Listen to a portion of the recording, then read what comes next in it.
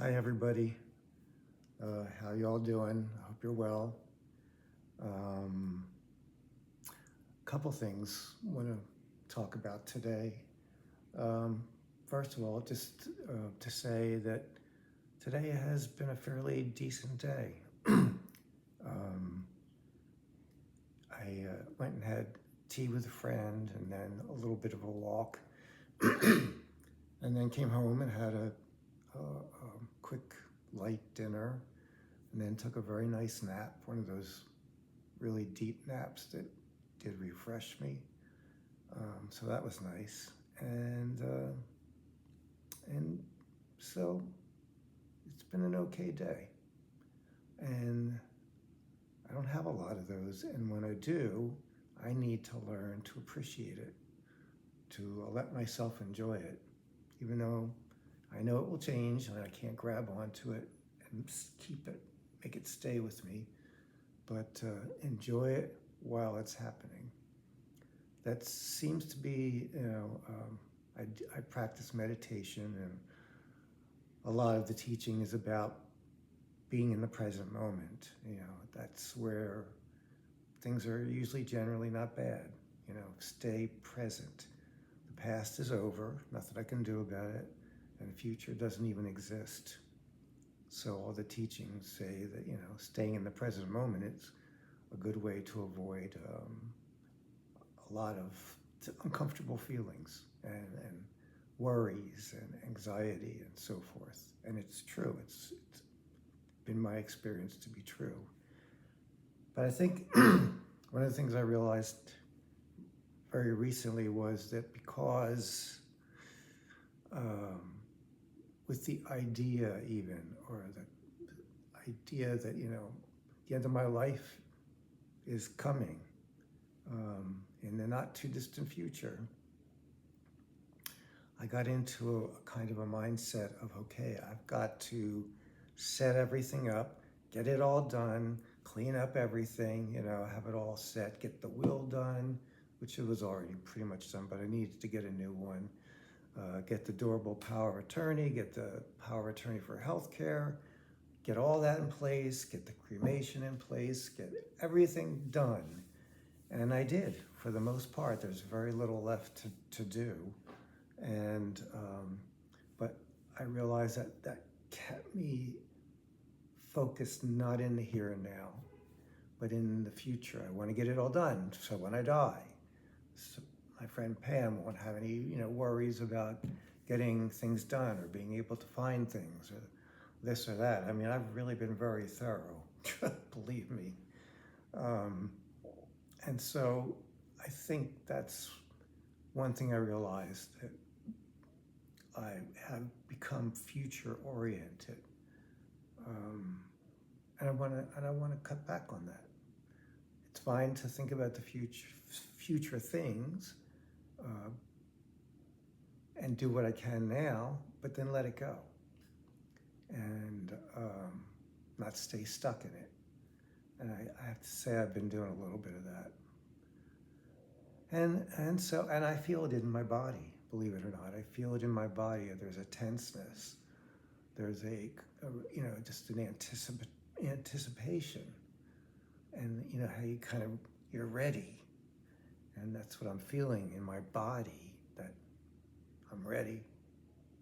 Got to get done. Got to get ready. Got to get everything finished, and that's not usual for me anymore. Since I started meditating, I don't generally feel like that. I stay fairly focused in the present, and pretty much, and very little, if any, anxiety do I carry around. And it's nice, because I was a very anxious person growing up, extremely so. So to feel this stress in my body again is like, ooh, how do I why is that happening even?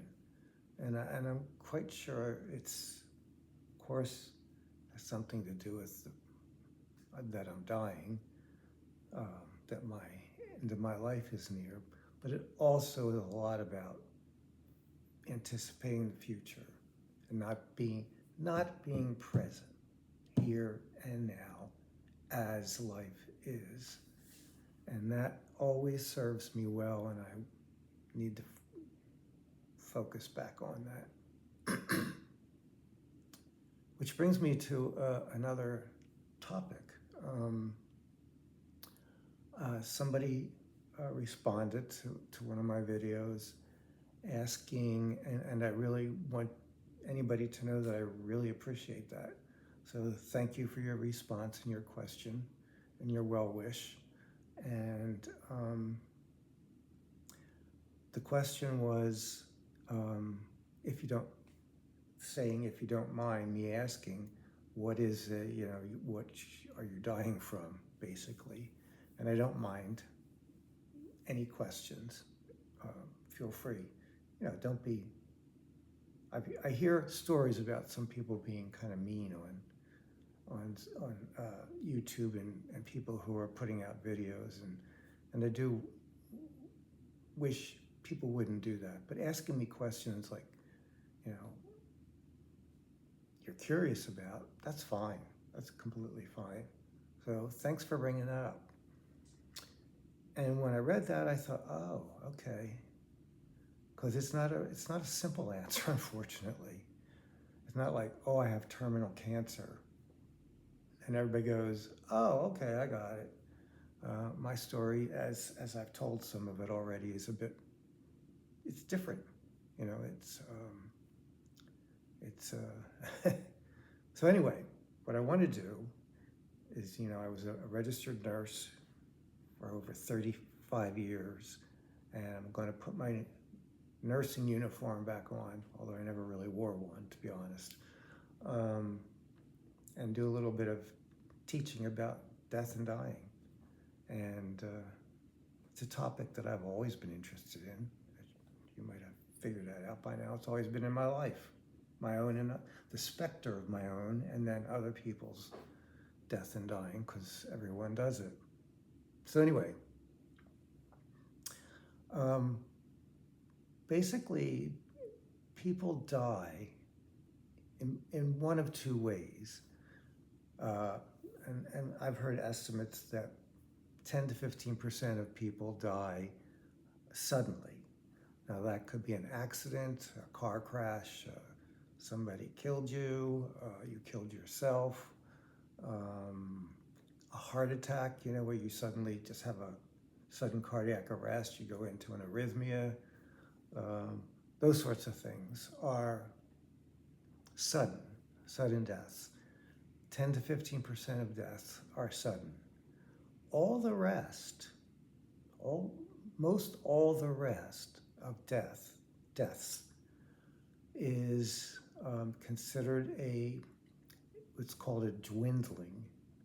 So it's people who have perhaps long-term health issues, long-term diseases, things that don't acutely end your life, but things that over a period of time, and not only just one disease, maybe there's 2 or 3. As you get older, we collect we collect problems with our bodies. Most of us do anyway. Whether it's high blood pressure, diabetes, kidney disease, maybe you have hepatitis C, or just things that, over time affect your body. So, and the dwindling happens when it's said that when the disease burden increases to a point where now you cannot go back, you can't be cured, you can't fix it, and there's only basically one way forward, the progression of dwindling. So that's the second way people die. And people can die of different ages too. It's not just old people who die of dwindling. So let's just take it in my case. So I was born with a heart defect, and that affected my body and throughout my entire life. So, I didn't have my first operation until I was 10. So for the first 10 years of my life, I lived with a heart that was not normal, and like really not normal. And my body was not getting nearly enough oxygen. Uh, my, my whole body, I didn't grow. It affected me in so many different ways, and not being able to, like I said, walk up a flight of steps, that was impossible. Walk a half a block, a quarter of a block sometimes. So for 10 years, that's how I lived, the first 10 years of my life. And that takes a toll on your body. Even though you're young, it takes a toll. Then I had the surgery, which, as I explained, was a palliative, was a temporary. It was like the spare tire, not the new tire. And so I lived from the age, so having a big surgery like that is a big deal to your body.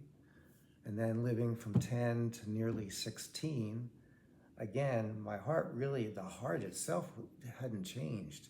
It was a connection between the aorta and the pulmonary valve, or the subclavian artery. I won't go into it.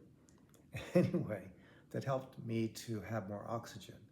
So when I was almost 16 is when I had the repair where they fixed the hole in the lower chambers. They opened up the valve, and two of the other defects kind of got taken care of by fixing those two things. And so that was a big operation, obviously.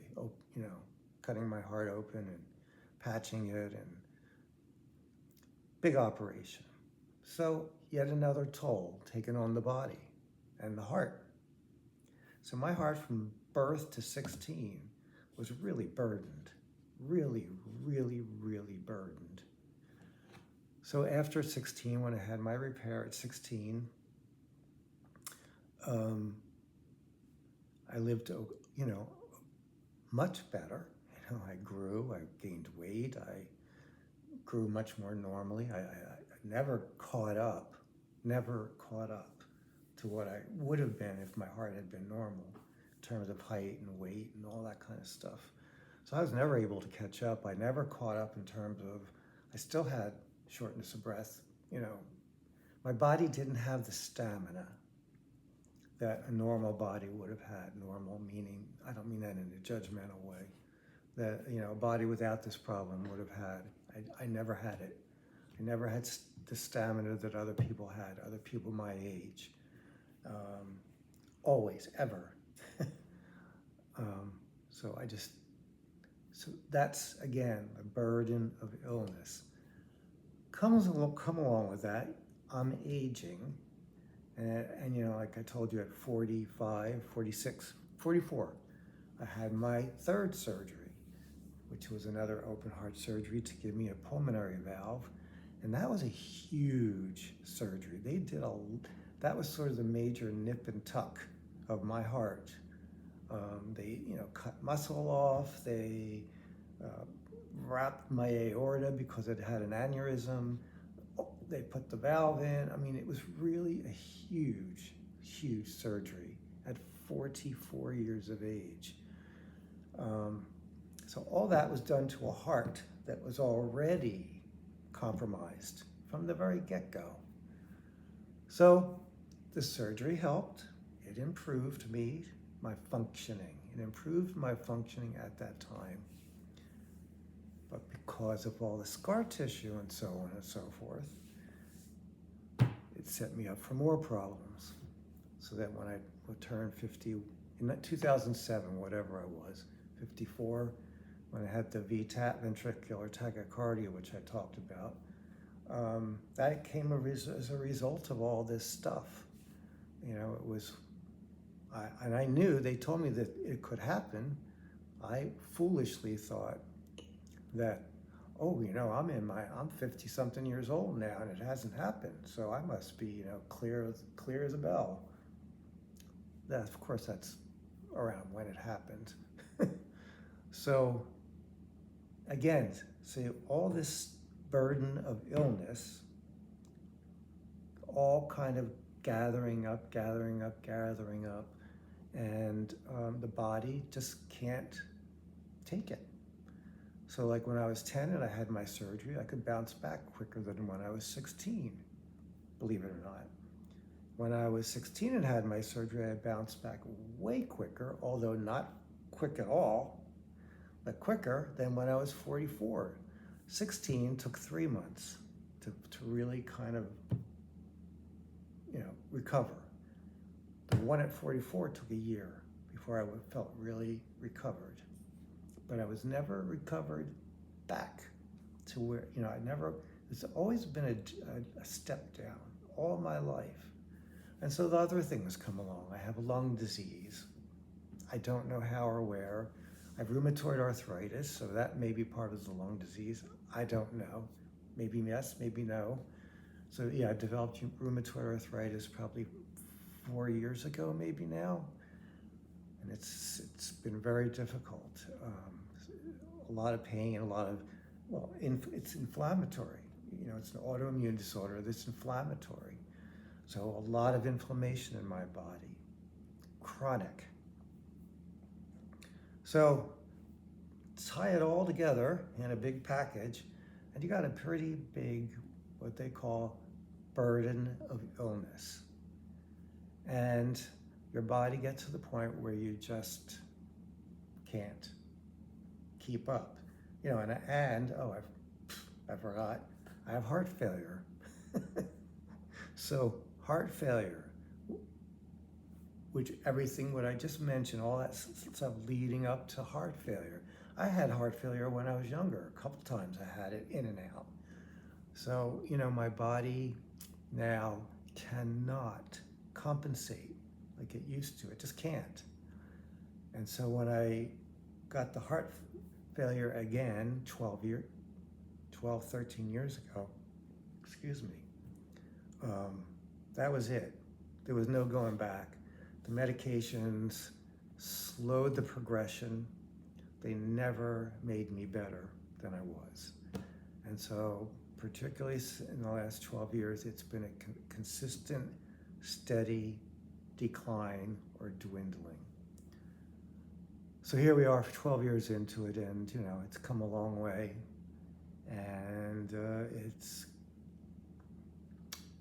the longer this, and I've had periods that were okay, especially in the beginning, even though I couldn't work. That's how sick I was. But I could do way more than I could do now. So it's been a constant, short, brief periods of stability, somewhat. Even then, there was a drifting down, but it wasn't like a drop. And then I've had, gotten sick and had greater symptoms and dropped down, like a real drop down. Some of them have been like I had caught the flu or COVID or something like that. Some of it was just I have no idea, no apparent reason. And I had a major drop. And then again, it might get a little better, but never back up to where it was. And then a slow, steady decline until the next drop. And then up a little, and then the next drop. And that's how it's been for at least 12 years. A little bit longer, actually, but the official diagnosis of the heart failure was 12 years ago. So that's what it is. It's called a dwindling. The burden of disease. And your body just can't come back from it. There's a very good, if you're interested in understanding death and how it happens and why it happens, there's a very good, interesting man called Christopher Kerr. Christopher with a C, Kerr, Kerrk, with a K. He's a director of hospice and palliative care at in Buffalo, New York, of a hospice there. And he's a very smart man and a very good man. He's been doing this for many, many years and doing research. Because if you want to talk to doctors and so forth, you have to have research behind you, or they're not interested, plain and simple, which is some ways good, you know. So anyway, he's been studying this a very long time, and he talks about just this very process. And it helped me a lot to understand what was happening to me, listening to him. So, yeah. So that's what am I dying of? I'm dwindling. But heart failure, probably of course, being the major thing, because 70 years of heart problems is a long time, with ups and downs and ups and downs. And lung issues, which add to it considerably. I have scoliosis, curvature of the spine, the rheumatoid arthritis, the heart arrhythmias, AFib, VTach. So I have the defibrillator that I talked about, which is now turned off. But anyway, that's the story. That's my story, and it's a lot of people's stories, and that's how most people die, from a dwindling of the accumulated effects over time of chronic disease, chronic illness. And with heart failure, you're not going to live from. I mean, you can't get rid of heart failure. You can put it into remission by medications and changes in your lifestyle, but it does not just go away for most people. And it is a progressive disease, and it is a fatal disease. And I know a lot of people don't want to cure that and know that, but that's part of why I'm doing this channel, because I kind of like dealing in the truth, reality, even when it kind of stinks, because it's easier to deal with for me. Dealing with things honestly and openly is just easier for me than denial, whatever you want to call it. And so yeah, that's thank you to the person who asked me that question, because it brought this out, and I needed to talk about it and let people know. So I appreciate that. And any other questions, please, anyone, feel free to ask. I completely am open to it.